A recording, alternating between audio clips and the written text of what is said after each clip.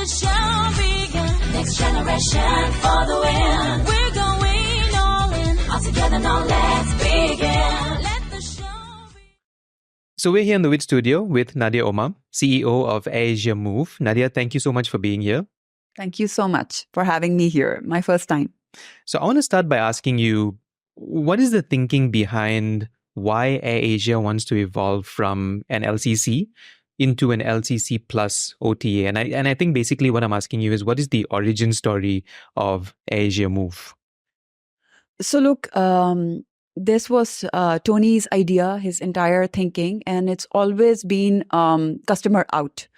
So when he started AirAsia, the airlines, he realized that there was a lot of clout with the travel agents, and they won't really promote or actually connect with the customers for an LCC carrier. Right. And he figured that if he has to really thrive in this region, connecting with the customers and the flyers is going to be critical.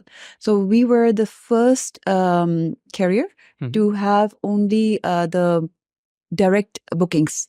So that's when the website really started off. And over the past 23 years, we've collected a lot of flyer data, and we've been able to do a lot of good, revenue management practices to make sure that we don't increase the fares while also the airline is profitable.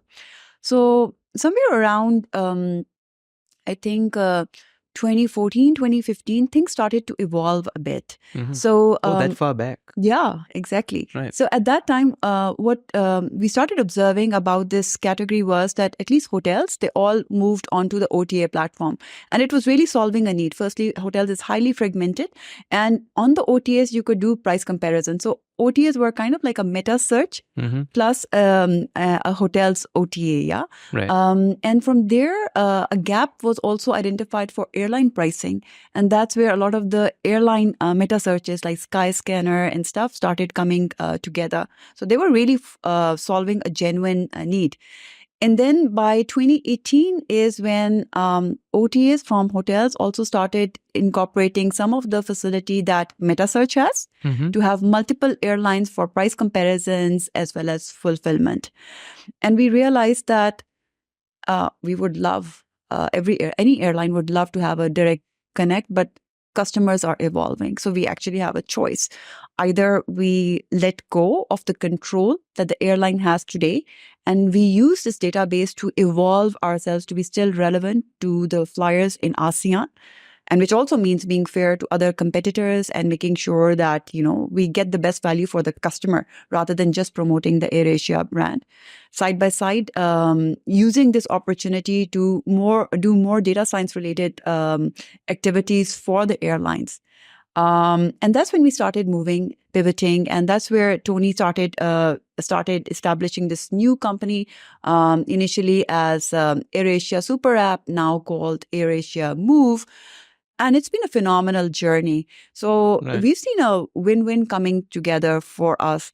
So even though we've gone through COVID and everything, however, what I can really share with you is that AirAsia got the award for the best ancillary globally. Right. And ancillary is really done by Move.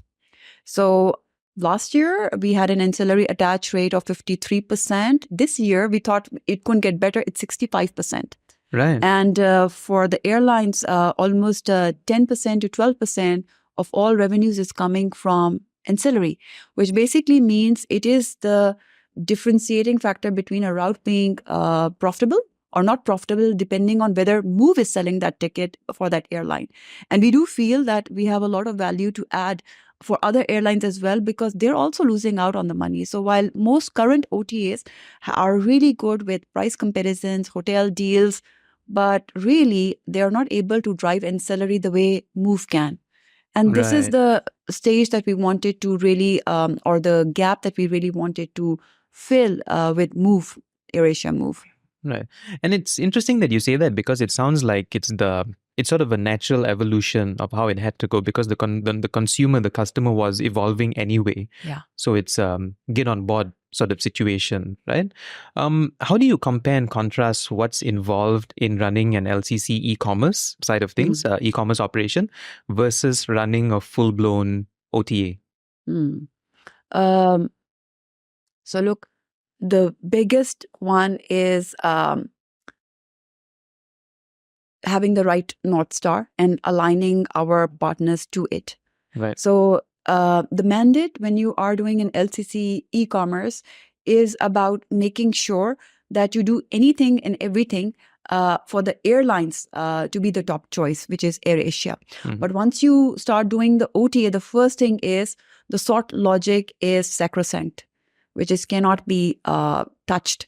And for our customers, the one variable which is the most important is pricing. So it is tough. It is tough where at times an AirAsia search may not be the number one. It may be number two, maybe number three. Doesn't happen very often, but you can imagine for AirAsia to see that they're not number one on Move, it can be hard at times. Right. Yeah. Similarly, there is skepticism from other airlines as well. Oh, why are they doing this? Maybe they're doing this to make me not look so good, because the airlines have competed internally so much, but times have changed. It's not us versus them. We actually have to move together. There are many areas where I believe that airlines have gotten the short end of this entire transformation. I'll give you an example. Airlines do a lot of effort to develop their brand. When they develop their brand, the same brand gets bidded on Google. Yeah. So if I, as an airline, do a really good job in terms of brand development, a lot of searches coming in, okay, then a lot more bids coming in, my own brand becomes so expensive for me to buy. Right. Yeah. Right. And who makes the money? Google. Sure. Yeah. So this is so unfair from a marketing perspective that the brand IP is with one company, but everybody else in the industry, rather than investing money on the brand build, they can just buy that keyword to move users. So we as a principal have decided that we will not bid on any airlines keywords.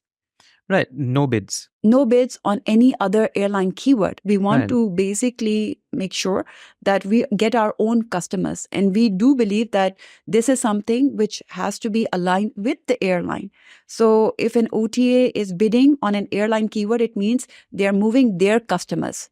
So the first thing we as Move have done is we have an alignment with AirAsia, so we can bid on AirAsia keywords. We manage all of their online distribution as well. However, for all the other airlines, LCCs or full carriers, unless we have an understanding with the airlines, we will not bid on that keyword. And no other OTA, I think, has this policy. Right. Right. What do you know about running an OTA now that you wish you'd known when you first started? Sort of like, what have you learned along the way? So the first thing is, I'm absolutely new to this category. So I knew nothing. Right. And for me, that is the biggest advantage. This is the 7th category that I'm working on. And what I've realized is that when you come to a new category, your eyes are open. You're curious like a baby. And you're looking at everything with absolutely fresh eyes. Right. So whenever I go into a category, there are 3 things that I do. The first one is to really see how the customer is using the product and what are they saying about the product. The second one is coming in-house and seeing how our teams are working to deliver that product. And then look at the P&L. Normally people get it wrong. Yeah. So basically they first look at the P&L, then they look at, okay, how the company is doing, and then they look at how the customer is reacting What they're to saying it. about the company. Yeah. So why this is different is, and why it helps is because you do not get prejudiced. So you stay coming from the customer lens, then you basically see how that value creation is really happening. And then you see it translate into the P&L. So you know exactly where to pinpoint. So there are a lot of questions that I have when it comes to OTAs and this category. I'll give you one example. I was talking to a traveler and I said, what do you call this? It was one of the OTAs. They said, it's my booking engine. I said, yeah. I said, you don't call it online travel agency? It's like, this is nothing like an agency. Would you call Shopee an online shopping agent. They don't provide any agency. Yeah, it's an online shopping. Right, And yeah. that's the first thing. Okay, today what we are delivering as an OTA is actually just a booking engine. To become an agent, we have to do much more. If I compare with how my travel agent used to give me options, and that is nowhere close to where we are today. So firstly, Right. we are today online. We are an online booking engine for most practical purposes. So that's one learning that I got. The second one I mentioned to you is the better you do at brand building, the more expensive your own brand is going to become. So Right. it doesn't make any sense. I think that is something we should be questioning with Google. And also this thing about airlines. I feel it is unfair without permission of the airlines when we are if somebody's selling tickets by bidding on the airline's keywords. So that's the other question that came into my mind. And the third one is about this entire power dynamics. And there's asymmetry of power at every stage. So for most established categories, governments have been able to legislate and give that confidence to the industry to make sure that, how should I say, certain activities which do not support competition or the interest of the customers do not happen. Right. I'll give you 2-3 examples of this.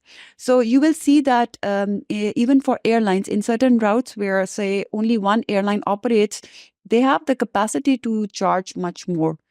Mm-hmm. Yeah. Mm-hmm. As soon as competition comes, they start dumping prices. Yeah. So this is Right. something which is very, very apparent when I'm looking at ticket pricing on routes and areas where there's competition versus non-competition. So it's really important for governments to make sure that there's a healthy competition available. The second one is when it comes to OTAs, a lot of OTAs have had funding. Mm-hmm. Okay, with the funding comes a lot of money, and OTAs are basically looking at, should I take this money and invest into demand generation, or should I just use this money and put it into pricing, which is demand harvesting, and drop the prices? Right. We have now seen, look at what has happened on categories like online delivery. Look at what has happened with e-hailing. So during the COVID period, that's where the flush of the funding came in. Mm-hmm. Down pricing really started. And it basically became not a matter of how good somebody is at service delivery. It just mattered how deep your pockets were to drain out the other competition. Yep. Under any other category is absolutely anti-competition cases, actually. Right. And now what has happened is all the prices have gone up. So if you do e-hailing right now, and compare it to 3 years back, you see the difference. The prices have gone The up. prices have gone up. And this is what is happening in the OTA environment as well, which is the VC funding is going into dropping prices. This is called dumping. And I think somebody should take notice of it. And the third thing which is happening is, say a hotel or say an airline saying, sorry, this OTA cannot sell my inventory. This is also anti-competition. So I come from companies like Nestle and Pepsi. If there's a small retailer, and just because you want to wipe that person out, you cannot stop the selling of the inventory. They may not promote your brand, but you cannot remove fair access to inventory. Scraping is something different, which are different players which actually operate there. But actual inventory which is coming through, if you stop anybody, all on anti-competition. So you can see at certain places, airline has the high power dynamics, how that can be misused. In certain cases, OTAs have a higher power dynamic, how that can be misused. And that's why I feel that we need to come together as a travel industry to really see how we will create shared value. Right. So what are the small actions that we are taking? We are very small right now. So firstly, I said we do not bid on any airlines keywords. Mm-hmm. Second one, for every booking that we are able to sell with an airline, we do for a hotel, we do commission sharing. No other OTA does that. So creating shared value, making sure that all players within the ecosystem have a share in that margin is very important for a healthy growth. And I do think that certain actions need to be reviewed from an anti-competition lens as well. Right. That opens up a very interesting question about striking partnerships and maintaining that balance, right, which I will get to. But before that, I wanted to ask you, what percentage of tickets are now non-AirAsia on the platform? Because chitter chatter, says about 15%, Okay. somewhere around that. So what I can say is that of all the transactions that we do, any transaction, Right. 75% of the transactions today is an AirAsia ticket. Right. Others are outside of AirAsia tickets only. Okay. Do you have thoughts on that percentage number? Yes. Right. Yes. Right. Good, bad. So it's the first thing is the pie has to grow. Yeah. So the pie has to grow, and the true asset test of becoming an OTA is that this percentage is somewhere around 50 for us. Right. Okay. Biggest challenges of getting other airlines to be on the platform, because you spoke about anti-competition, you spoke about striking these partnerships. How do you make that happen? How do you strike successful partnerships? So it's a long process, because there are years where airlines have competed with each other and us versus them. And it's not just the airlines, by the way. It's basically, I see that there are companies which are having a very national identity as well. So, an OTA, which is basically a flagship for this one country versus an OTA, which is a flagship for this other country. But really, this region is ASEAN. And we are working in terms of making sure that we are conversing. We start the dialogue. That's the start. Where it ends and how we solve for this comes later. The first thing is we need to talk. Right. So we are at a very initial stage of starting those conversations with other airlines, because we can feel their pain, what is happening. And we want to champion the cause of making sure that they get a share in the hotel bookings which are attached to that flight. We want to make sure that there's better discipline in terms of who can bid on which brand keywords, and there's more openness to access to inventory. So these are three principles that we are talking about.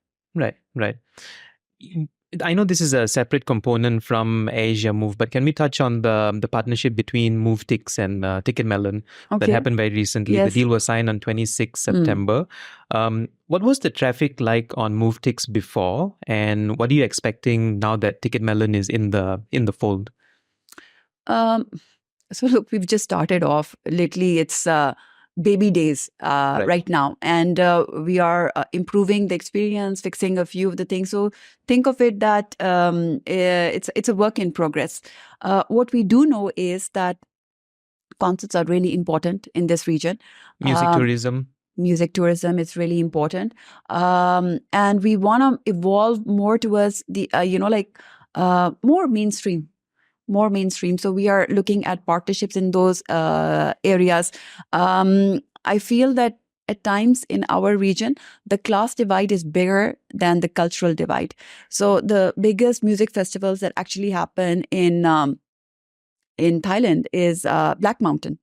Yeah, and the Black Mountain is really for the youngsters and the masses. Hardly any promotions happening on that area. So we want to pick up the local big events, which are for the masses, and work off them. The other events are there, and there are many other companies which are also solving for it. But as an ASEAN OTA, our commitment to the ASEAN people and communities, we feel that there's a lot of energy and a lot of experiences that we want to bring to the rest of ASEAN and ASEAN to the world. Right. I really like what you said. The class divide is bigger than the cultural divide at the moment. Very nice. And gets you thinking actually about how it works. Right? So look, I worked in Pakistan, done a few projects in the Middle East, then ASEAN, even Australia and Japan, Korea. The middle class is so similar. I can't tell you like that from a driver's perspective, values, choicing. But the class divide is huge. So even today, when we set up meetings like this, the true masses are underrepresented in the conversations that we are actually doing. So I'll pick up one conversation to showcase that. Yeah. It is about the carbon tax. Yeah. So when it comes to the carbon tax, the idea is to kind of like maybe impose it like a GST. But that doesn't really work.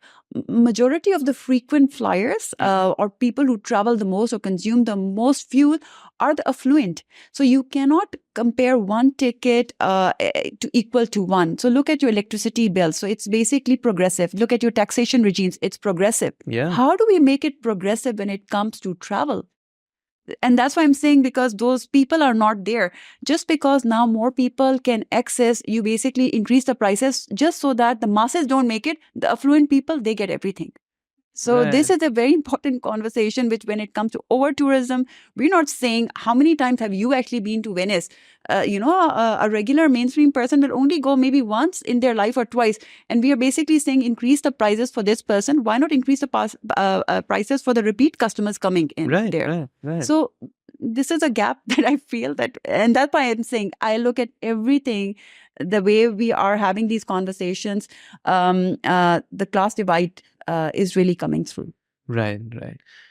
What is a surprising trend? And I think this is also an extension from what you were just talking about, a surprising trend that you've noticed, consumer behavior on AirAsia MOVE, that you've noticed and sort of will use to guide you in the coming year?